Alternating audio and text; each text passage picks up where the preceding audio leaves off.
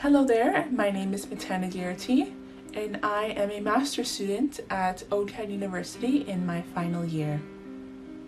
I am in the Interdisciplinary Arts, Media, and Design program focusing on multisensory experiences in the museum. And today, I'm here to guide you through an inclusive museum experience like you've never been through before. But before we get to this, I'd like to make a land acknowledgement and then we can get started. The Arts Gallery of Ontario operates on land that is the territory of the Anishinaabe Mississauga Nation and was also the territory of the Wendat and Haudenosaunee. The Dish with One Spoon, Wampum Belt Covenant is an agreement between the Haudenosaunee Confederacy and the Anishinaabe 3-5 Confederacy to peaceably share and care for the resources around the Great Lakes. Toronto is also governed by a treaty between the federal government of Canada and the Mississaugas of the Credit, Anishinaabe Nation. Toronto has always been a trading center for First Nations. So I'm going to introduce the painting and then we can go forward with the inclusive multisensory experience. So I just want you to take a look at this painting, if possible. And I encourage you to write down some keywords that come to mind when analyzing different elements of this painting. What stands out? I encourage you to just stare at this artwork and just dream. So you're probably wondering why I chose this painting. Well, here's the story. The painting originally really had an emotional connection with me. The emotional connection was a sense of loneliness, a sense of strength, a sense of a shell, a sense of possibly having some hurt in the past and trying to cover it up with a brave face and really allowing people to see that. So that is what struck me the most about this painting. So basically my big idea is to really allow people to experience that emotion through texture. Allow them to have that experience of feeling, allowing them to really have an experience to take part in creating a piece that has that sort of emotion and that most people can connect to. I also want them to feel like they're a part of something. I really want them to interact with the piece and also emote that through associating themselves with the textures and with the activities, with the brushstrokes, with the motions and the movements of everything that's going on. So in order to go through this magical multisensory museum experience, we have to know what the artwork is first. So I would love to give you a description of the work. Here it is. The artwork is called Head of a Girl by Jean-Jacques Henner. Head of a Girl is represented as a female with porcelain-colored skin and sky blue eyes. She has dark brown hair which happens to blend in with a dark brown background. She is wearing a red dress or cloak that falls off of her shoulders and reveals a lot of cleavage. You can see that this woman is staring straight at the viewer while her body is facing 45 degrees to the right, which is our left. Her face is stone cold, and her sky blue eyes are staring into the viewer's souls as she looks like she has convicted the viewer of something that they have done. There is a wall right behind her, and there's no sight of walls to her right nor her left. Therefore, this looks like a portrait painting. She is taking up the whole frame of the artwork. The medium used in this artwork is oil paint, which was used on cardboard.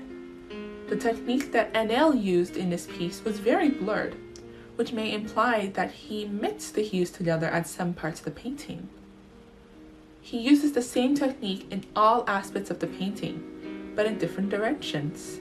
For example, even though the hair and the background are a similar dark brown, you can distinguish the differences with the way Henner uses brushstrokes to represent hair versus the background, where the strokes are more arbitrary and depend on the shadow placement of the artwork.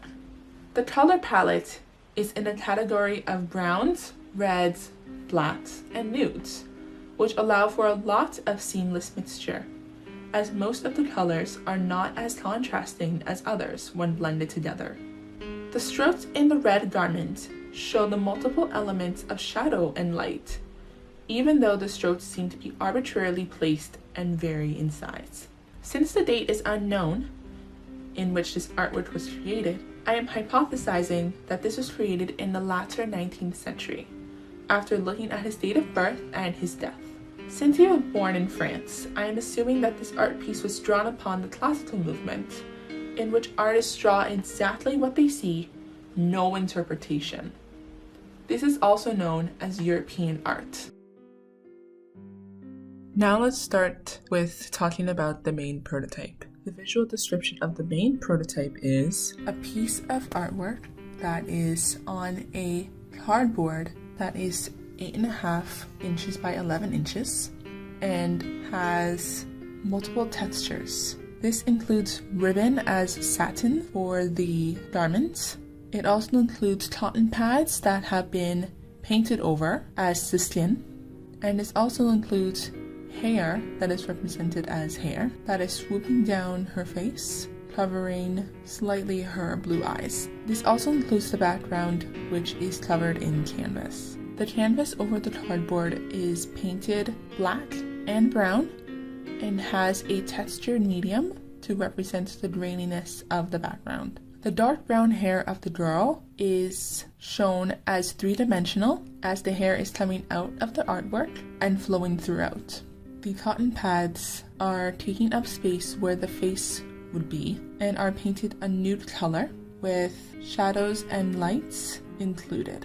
You can also see the lips and eyes and eyebrows enhanced with paint as well. The lips are peach and pink, the eyes are sky blue, and the eyebrows or the shadows of the eyes are brown. Altogether, we can experience this as the main prototype. So now that we have an idea of the artwork and what it looks like and how we're supposed to imagine it, let's jump right into the prototype. So this is a sensorial, textured art piece, and it really focuses on the different types of textures that are supposed to be felt in the image. I used a specific theory that really focused on the type of textures that people with visual impairments associate, then use the textures and the colors to coincide with that. And this is called the Barker Code of fabric representation and color representation. So basically I use these in conjunction to really have a larger impact for those who are unable to experience it with their eyes, so that they can really have an experience to focus on it with their hands and their tactile sense. For example, it says that red is associated with silk or satin. It also says that white and black are associated with cotton, and that brown is associated with leather or suede.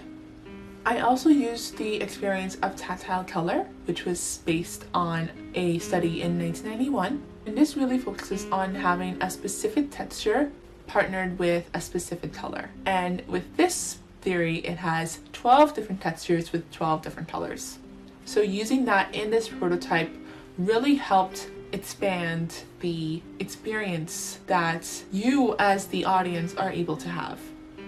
And the different elements of the artwork that we see, they really help us imagine where these parts of the artwork are and what they actually feel like. So for example, I used different types of satin for the piece of clothing that the girl is wearing. And when you put your fingers over it, you can really feel the silkiness of the satin. And that really focuses on what type of comfort that she had around her, how she felt.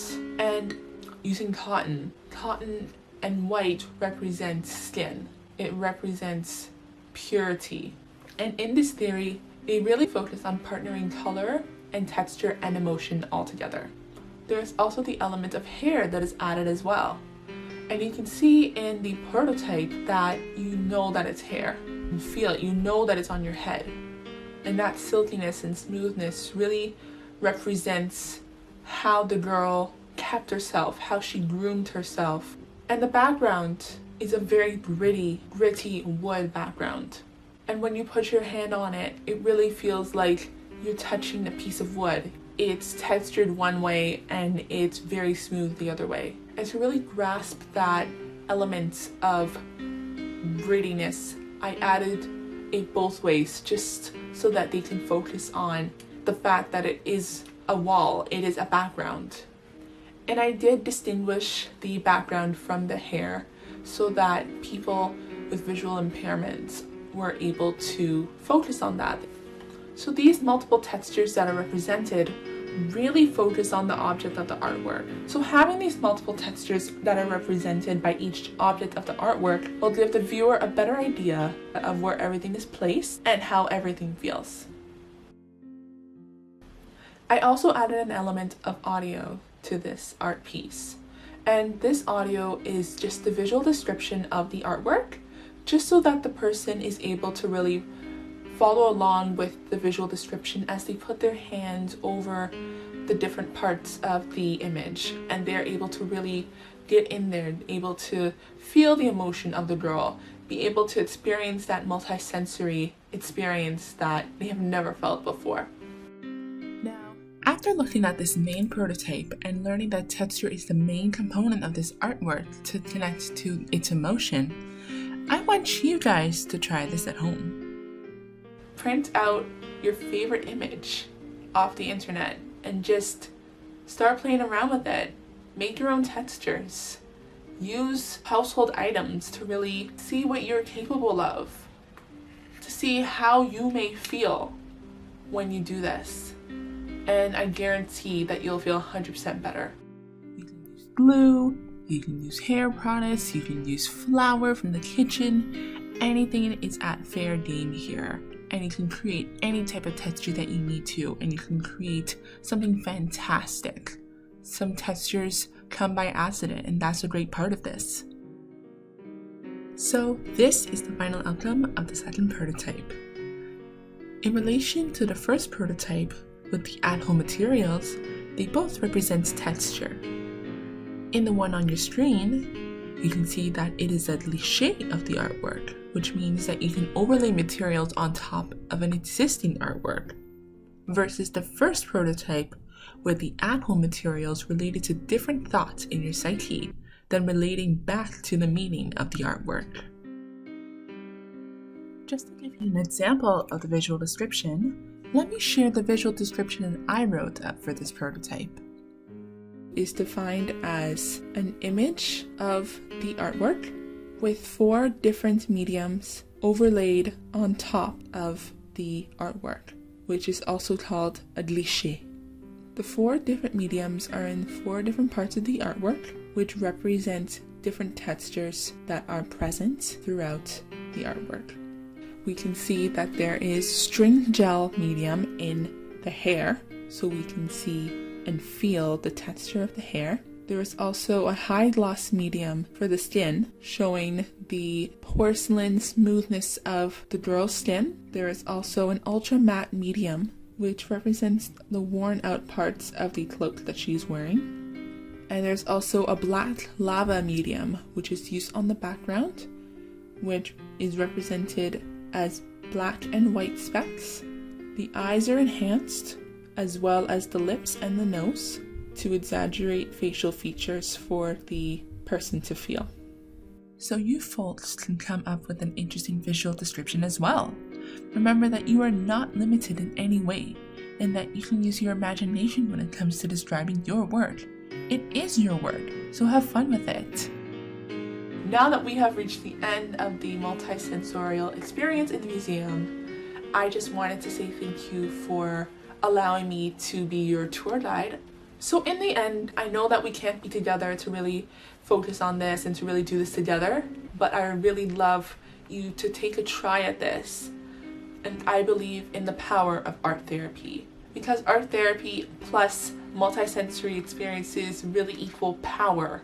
Power to you, power to other people that are experiencing it. So I would love to experience it with you. post it on Instagram for me to see.